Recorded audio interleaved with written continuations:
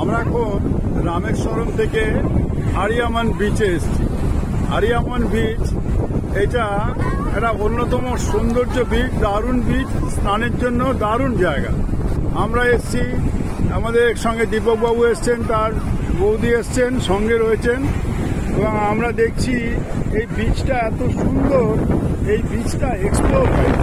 এবং আমরা দেখছি এই বিচটার এই প্রান্ত থেকে ও প্রান্ত আমরা দেখি, তাহলে দেখতে পাবো দারুণ সুন্দর বিচ। স্নানের জন্য আমাদের আফসোস হচ্ছে আমরা স্নানের পোশাক নিয়ে আসিনি। জলের রং একদম গাঢ় নীল এবং সেই সঙ্গে ঢেউ এত সুন্দর, বর্ষা নয় অথচ ঢেউ। বিভিন্ন লোক স্নান করছে, কিন্তু আমরা এই বিচটা আমরা জানি না, এক্সপ্লোর করিনি। আরিয়ামান বিচ, এই বিচটা হচ্ছে রামেশ্বরম থেকে আসতে হয়।